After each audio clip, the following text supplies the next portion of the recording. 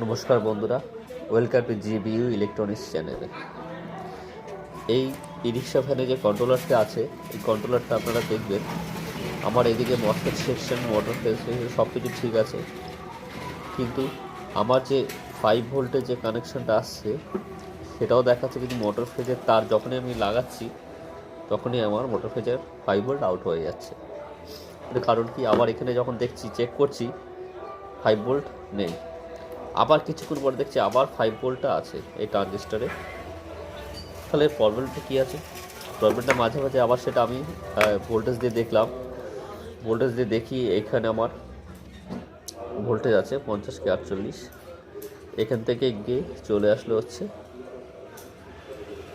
এইরকম। দেখো রেজিস্ট্যান্সটা আছে, রেজিস্ট্যান্স দেখা যাচ্ছে।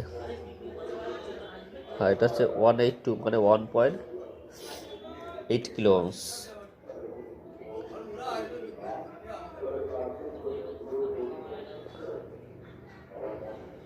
এটা হচ্ছে 182 মানে 1.8 কিলো ওহমস এরকম সামথিং আছে।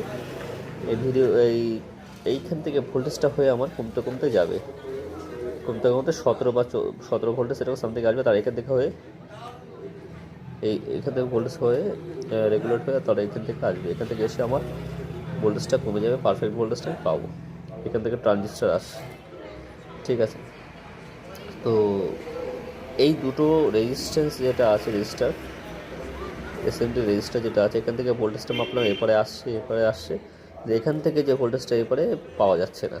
তার মানে এইটা কি খারাপ হতে পারে? এটা আমি প্রথমে ভেবেছিলাম খারাপ, তারপরে আমি মাল্টিমিটার দিয়ে ওহমসে দিয়ে আমি চেক করলাম, দেখি রেজিস্টার ঠিক আছে, কিন্তু ভোল্টেজ আউটপুট দিচ্ছে না। কারণ কি বন্ধুরা? কিচ্ছু না, সামান্য একটু ঝালাইয়ের প্রবলেম ছিল। আমি মাল্টিমিটার দিয়ে খোঁচা দিলাম, তারপর থেকে ভোল্টেজটা আউটপুট দিচ্ছে, এবং পরে ওটাকে আমি পুনরায় ঝালাই করে দিয়েছি। ঝালাই করে দেওয়ার পর আমার ভোল্টেজটা সব দিকেই আসছে, কোনো সমস্যা নেই। এই আমার 78.5-এও দেখলাম, সব কিছু দেখলাম, ঠিক আছে, কোনো ভোল্টেজ তখন আউটপুট দিচ্ছে। এবং মোটর ফেজ লাগাচ্ছি, তাও কোনো কিছু মানে মানে অদৃশ্য মানে আর কি নেই, ভোল্টেজটা যে চলে যাচ্ছে সেটা যাচ্ছে না, সব কিছু ঠিক আছে। তো বন্ধুরা, এইভাবে এটা দেখবেন, খারাপ হবে না। যারা নতুন আছো তাদেরকে প্রবলেমটা বলে দিলাম যে 14 ভোল্ট এইটা যদি না আসে তাহলে তোমার 14 ভোল্টও আসবে না, 5 ভোল্টও আসবে না, ঠিক আছে। তো সেইভাবে তোমরা এইভাবে রিপেয়ারিংটা করবে।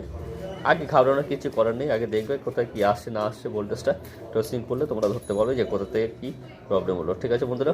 ভিডিওটা দেখার জন্য তোমাদেরকে অসংখ্য ধন্যবাদ। আশা করি আপনারা সকলে ভালো থাকবেন, সুস্থ থাকবেন। আর যারা নতুন তারা অবশ্যই সাবস্ক্রাইব করবে, যারা পুরনো তারা অবশ্যই লাইক, শেয়ার, কমেন্ট করবে। ধন্যবাদ বন্ধুরা।